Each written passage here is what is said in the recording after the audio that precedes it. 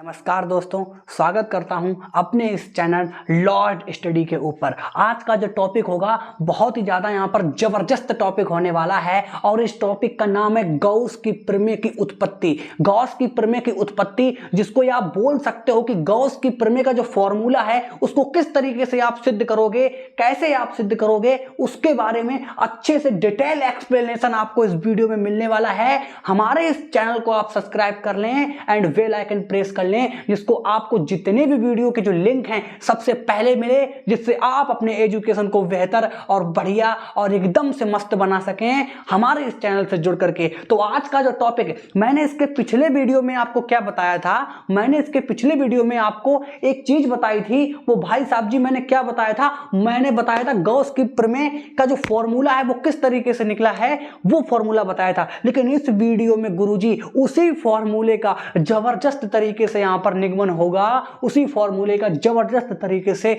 आपको निकालेंगे और आपको बताएंगे कि ये गॉस की प्रमेय किस तरीके से आई। एक एक पॉइंट, एक एक बिंदु पे बात करेंगे, बिल्कुल पेटी पैक होकर के बैठना और यहां पर जो बताएं वो सीधा खोपड़ी में और मुझे यहां पर कमेंट कर देना कि गुरुजी जो आप इस बोर्ड पे पढ़ाओगे वो सीधा माइंड में स्कैन होगा। तो यहां से चलिए हम स्टार्ट करते हैं अपना यहां पर पूरा। तो आप अच्छे से समझने की यहां पर कोशिश करना। यहां पर जो टॉपिक है वो है आपका गॉस की प्रमेय और गॉस की प्रमेय की उत्पत्ति किस तरीके से हमें करनी है। गुरुजी यहां पर मैं थोड़ा सा आपको हिंट किए देता हूं। इसमें जो ये प्रमेय है इसमें आपका एक आपने पढ़ा होगा, मैं आपको एक्सप्लेन कर दूं। अब आप बिल्कुल अच्छे तरीके से पढ़ने के लिए बैठ जाइए, क्योंकि अब मैं इसको बहुत ही अपने अच्छे अंदाज में एक बढ़िया तरीके से यहां पर आपको डिस्कस करने जा रहे हैं गॉस की प्रमेय के बारे में। तो चलिए हम स्टार्ट करते हैं। तो यहां पर देखिए गॉस की प्रमेय की उत्पत्ति या निगमन। भाई साहब जी मेरे चैनल का जो नाम है वो है लॉर्ड स्टडी। आप इस चैनल पर जुड़ करके अपनी शिक्षा को और भी ज्यादा और अपने इतना बेहतर बना सकते हैं। गुरुजी एक एक टॉपिक, ये जो टॉपिक आपका बनेगा ना गॉस की प्रमेय, भाई बोर्ड एग्जाम के लिए इतना महत्वपूर्ण है, इतना महत्वपूर्ण है गुरुजी, हर बार परीक्षा में पूछा जाता है, हर बार परीक्षा में पूछा जाता है। इसलिए इसका एक एक पॉइंट, लेकिन ये प्रॉमिस मैं करता हूं आपसे, यहां जो लिखवाऊंगा वो सीधा आपके माइंड में स्कैन होगा, एक एक पॉइंट। तो चलिए यहां पर हम शुरुआत करते हैं। तो देखिए यहां पर लिखा है कि गॉस की प्रमेय की उत्पत्ति व निगमन। गुरुजी यहां पर क्या दिया गया है, एक आपको ये चित्र से समझने की कोशिश करना। यहां पर एक जो चित्र आपको दिया गया है, इस चित्र से समझने की कोशिश करना। इस चित्र में गुरुजी एक बाउंडेड एरिया दिया गया है, ये परिवृत्त जो यहां पर जो आपका क्षेत्रफल दिया गया है, इसी क्षेत्रफल के अंदर गुरुजी ये जो आप देख रहे हो ना, ये जो एंगल बन रहा है ना गुरुजी, ये एंगल जो बन रहा है ये गुरुजी आपका बन रहा है एंगल कौन सा, सॉलिड एंगल। यही जो एंगल जो आपका बन रहा है ये आपका बन रहा है सॉलिड एंगल। ये आपका सॉलिड एंगल बन रहा है, ये आपका सॉलिड एंगल बन रहा है। अब आप कहोगे कि गुरुजी आप तो गॉस की प्रमेय पढ़ा रहे हो, आ तो गया यहां पर सॉलिड एंगल। तो मैं आपको एक बात साफ कर देना चाहता हूं, इस प्रमेय में आपका प्रयोग होगा सॉलिड एंगल के बारे में। अब गुरुजी आप कहोगे कि सॉलिड एंगल क्या होता है, तो गुरुजी बहुत ही अब मजा आने वाला है आपको फिजिक्स में। क्या मजा आने वाला है कि गॉस की प्रमेय में गुरुजी घनकोण को कैसे घुसाओगे, घनकोण कैसे घुसेगा। तो आप देखिए यहां पर समझने की मेरे साथ आप कोशिश करिए कि जो ये घनकोण होगा इसको चुटकियों में उड़ाओगे, आप बिल्कुल चुटकियों में उड़ाओगे। आप कहोगे कि घनकोण क्या होता है। देखो घनकोण मैं आपको बता दूं कि घनकोण जिसको आप सॉलिड एंगल बोलते हो, मैं आपको एक छोटा सा एग्जांपल देता हूं।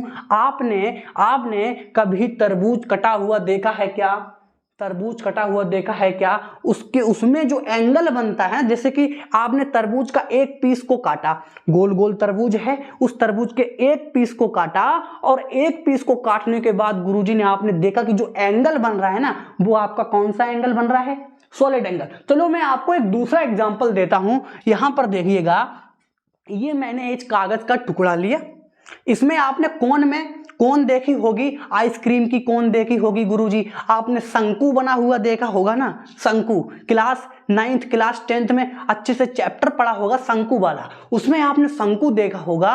और आपने सबसे अच्छी जो बात यह है गुरुजी आइसक्रीम देखी होगी, आइसक्रीम खाई भी होगी। है ना, खाई होगी तो कमेंट कर देना कि आइसक्रीम खाई या नहीं खाई। तो यहाँ पर देखिए आइसक्रीम की कोन देखी होगी गुरुजी, उस कोन को कुछ इस तरीके से होती है, आप देखो ना इसको, इस तरीके से कोण होती है। अब कहोगे ये सॉलिड एंगल कहां से, गुरुजी इसके अंदर का जो कोण बन रहा है ना गोल गोल, यहां पर समझने की कोशिश करना, इसके अंदर जो ये कोण बन रहा है ना गोल गोल, इसी के अंदर जो सॉलिड कोण बन रहा है ना घन कोण, यानी आप कह सकते हो वही इसका एंगल होगा, कुछ इसी तरीके से। तो यहां पर है, भाई साहब जी गिर क्यों रहा, यहां पर देखो इसी तरीके से कुछ बना हुआ है ना, ये यही कोण बनी हुई ना, लेकिन गुरुजी यहां पर विद्युत क्षेत्र रेखाएं गुजर रही हैं, और ये विद्युत क्षेत्र रेखाएं कौन सी हैं, E vector into D A vector. ये चीज अच्छे से यहां पर समझना। तो आपको घनकोण अच्छे से समझ आ गया होगा आइसक्रीम वाली कौन से, ठीक है। आगे मैं यहां पर एग्जांपल आगे मैं एक्सप्लेन करना चाहता हूं यहां पर। तो ये गुरुजी आपका घनकोण बन गया, घनकोण को डी ओमेगा हमने लिख दिया। अब आप कहोगे कि डी ओमेगा क्यों रखा, क्योंकि घनकोण को ना डी ओमेगा से रिप्रेजेंट किया जाता है, इसलिए यहां पर थोड़ा सा घनकोण के बारे में मैं आपको एक्सप्लेन किए देता हूं कि घन कोण को सबसे पहले तो आप लिखना कि ओमेगा, घन कोण को ओमेगा, या आप कह सकते हो डी ओमेगा, या आप कह सकते हो डेल्टा ओमेगा, इनसे क्या किया जाता है गुरुजी, रिप्रेजेंट किया जाता है, रिप्रेजेंट किया जाता है। ये बात आप अच्छे से समझ लेना, इस घनकोण को ओमेगा, डी ओमेगा, या आप कह सकते हो डेल्टा ओमेगा से रिप्रेजेंट किया जाता है। अगला देखिएगा यहां पर हम लिखते हैं डेल्टा ओमेगा। चलो मैं डेल्टा ओमेगा लिखता हूं, इसका एक फॉर्मूला होता है, वो होता है delta A cos theta upon में आप लिख सकते हो आर स्क्वायर। गुरुजी ठीक है, आगे देखो यहां पर देखो डेल्टा ए, इसका एक फॉर्मूला होता है डेल्टा ए सिर्फ और सिर्फ नीचे आपका आर स्क्वायर, लेकिन डेल्टा ए की जगह पर आप पूरा एरिया जब लिखोगे ना तो यहां पर लिखोगे डी ओमेगा बराबर, यहां पर लिखोगे 4 पाई आर स्क्वायर अपॉन में नीचे हो जाएगा आपका आर स्क्वायर। इस आर स्क्वायर से आर स्क्वायर काट दोगे तो गुरुजी आपका कितना आ जाएगा आपका डेल्टा ओमेगा बराबर 4 पाई। गुरुजी अब देखो यहां पर हमने एक फॉर्मूला देखा था कि डेल्टा ओमेगा बराबर delta A cos theta upon R square, लेकिन यहां पर तो आ गया डेल्टा ओमेगा बराबर 4 पाई। तो गुरुजी इसी का तो प्रयोग होगा गॉस की प्रमेय में। भाई साहब जी मैं आपको एक एक पॉइंट क्लियर कर देना चाहता हूं, क्योंकि आपको जब हम डेरिवेशन करवाएंगे गॉस की प्रमेय का जो निगमन करवाएंगे तो आप कहोगे कि ये चीज कहां से आ गई, ये कहां से आ गया। गुरुजी जहां से जो चीज आएगी उसको मैं पहले से ही पकड़ के रख लूंगा जिससे आपको प्रॉब्लम ना हो। तो यहां पर देखिए हम बेहतर अंदाज में यहां पर शुरुआत करते हैं, तो आप इसको अच्छे से समझने की कोशिश करना। तो देखिए यहां पर गुरुजी इस अब हम पूरे जो ये विद्युत फ्लक्स दिया गया ना, ये आपका जो परिबद्ध जो एरिया दिया गया है, इस पूरे एरिया में हम विद्युत फ्लक्स निकालेंगे कितना है। तो यहां पर साफ साफ लिखा है कि माना बिंदु O पर यहां पर प्लस Q आवेश उपस्थित है। आगे देखो आवेश से r दूरी पर स्थित डी ओमेगा वाला एक गॉसियन पृष्ठ उपस्थित है। जो ये पृष्ठ है ना इसको आप बोल सकते हो गॉसियन पृष्ठ, क्योंकि यहां पर गॉस की प्रमेय है इसलिए।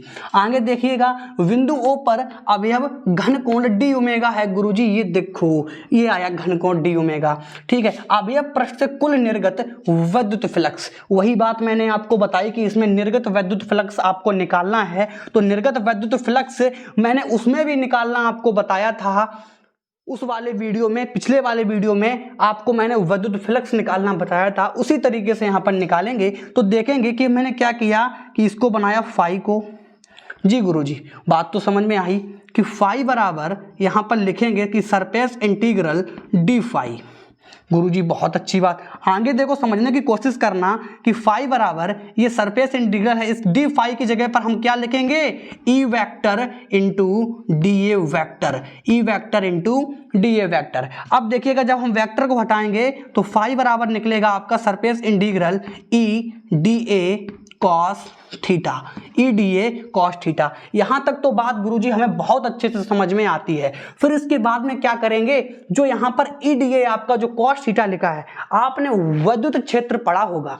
हमने आपको पीछे वाले लेक्चर में विद्युत क्षेत्र की तीव्रता पढ़ाई थी, उस वाले लेक्चर का लिंक आपके डिस्क्रिप्शन में होगा, आप देख सकते हो कि किस तरीके से हमने विद्युत क्षेत्र की तीव्रता आपको पढ़ाई थी। तो वही का प्रयोग होगा यहां पर, आप देख लेना, इसको थोड़ा अच्छे से यहां पर डिनोट आप जो है कर लेना। यहां पर देखिएगा फाई बराबर जो ई लिखा है, ई की जगह पर हमने यहां पर एक विद्युत क्षेत्र की तीव्रता पढ़ाई थी 1/4 pi epsilon naught Q upon R square. गुरुजी बहुत अच्छी बात। यहां पर ये सरफेस इंटीग्रल है, इसको आप यहां पर लिख लें। बचा आपके पास क्या, dA cos थीटा। ठीक है, अब आपको यहां पर समझने की कोशिश करना, आगे समझाने की हम कोशिश करते हैं। तो यहां पर लिखा है आपका फाई बराबर यहां पर देखो 1/4 पाई एप्सिलॉन नॉट की जगह आप लिख लो Q upon 4 pi epsilon not. 1 का गुणा इसमें कर देंगे, आर स्क्वायर का भाग यहां लगा देंगे। तो यहां पर देखो आपके पास कितना आ जाएगा, Q upon 4 pi epsilon not, और यहां पर ये कितना आ जाएगा, यहां पर आपका हो जाएगा surface integral dA cos theta और अपॉन में कितना हो जाएगा, आर स्क्वायर। यहां पर थोड़ा सा मिस्टेक हो गया था, यहां पर आप लिख सकते हो dA।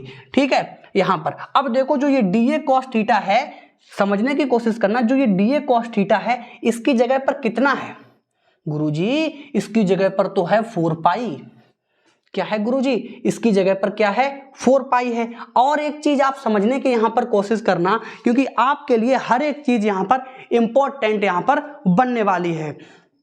तो यहां पर आप समझने की कोशिश करना कि फाई बराबर Q upon 4 pi epsilon naught surface integral dA cos theta upon R square. ये क्या है, ये आपका घन कोण है। घन कोण को आप क्या लिख सकते हो, घन कोण को आप क्या लिख सकते हो गुरुजी, 4 पाई। यहां पर देखो ना, यहां पर 4 पाई और कितना लिख सकते हो, आर स्क्वायर यहां पर लिख सकते हो। तो वही कंडीशन है कि फाई बराबर Q upon 4 pi epsilon not, और यहां पर ये कितना हो जाएगा गुरुजी, ये पूरा हो जाएगा आपका क्या, 4 पाई। और ये 4 पाई से ये 4 पाई आपका कैंसिल हो जाएगा। तो आपके पास क्या बचेगा, आपके पास बचेगा फाई बराबर Q अपॉन एप्सिलॉन नॉट। अब आप कहोगे गुरुजी ये तो आ गई गॉस की प्रमेय, जो मैंने पिछले वीडियो में आपको बताई थी। गुरुजी यही तो आ गई, इसी तरीके से मैंने इसको क्या कर दिया गुरुजी, मैंने प्रूव कर दिया, बहुत ही अच्छे तरीके से प्रूव कर दिया। एक एक चीज, एक एक पॉइंट, एक एक बिंदु पे बात की, और यहां पर एक एक पॉइंट सबसे पहले पूरा एरिया लिया, उसकी जो विद्युत बल रेखाएं निकल रही थी, E vector into D vector, उसको लिया, फिर यहां पर इकट्ठा करके इसको गुरुजी जबरदस्त तरीके से यहां पर ये फॉर्मूला निकल के आया, phi is equal to Q upon epsilon naught. अब आप जिंदगी भर नहीं भूल पाओगे गॉस की प्रमेय की उत्पत्ति, और पेपर के खोपड़ी में छेद करके आओगे, हर एक पॉइंट को अच्छे से समझोगे, और आप कहोगे गुरुजी हाँ अब मजा आया। तो यहां पर आप समझने की कोशिश करना, घन कोण के बारे में आपको मैंने बताया, क्योंकि इसमें जो प्रयोग था ना, वो घन कोण के बारे में यहां पर प्रयोग बताया गया था, और आप को ये वीडियो जबरदस्त तरीके से मस्त लगा होगा, क्योंकि यहां पर जो गॉस की प्रमेय है वो सीधा आपके माइंड में स्कैन हुई है। इसी के चलते मैं आपको एक बार और हिंट कर देना चाहता हूं। वो हिंट मेरे लिए ये है कि गुरुजी, वो हिंट मेरे लिए ये है कि आपको कूलाम का नियम पढ़ना है, पॉजिटिव एंड नेगेटिव चार्ज के बारे में जानना है, अच्छी एंड निरक्षीय अवस्था अगर आपको पढ़नी है इसी तरीके से, इसी जबरदस्त अंदाज में, तो गुरुजी सारे लिंक के वीडियो के जो लिंक होंगे वो सारे आपके डिस्क्रिप्शन में होंगे। आप अच्छे से पढ़ें और हमारे इस चैनल को सब्सक्राइब करें और बेल आइकन प्रेस करें, जिससे आपको जो वीडियो का जो लिंक है वो सबसे पहले मिले। आप अपने एजुकेशन को बेहतर बनाएं, अच्छा बनाएं। इसी के चलते मैं मिलता हूं आपको नेक्स्ट वीडियो में, तब तक के लिए यहां पर जय हिंद, जय भारत।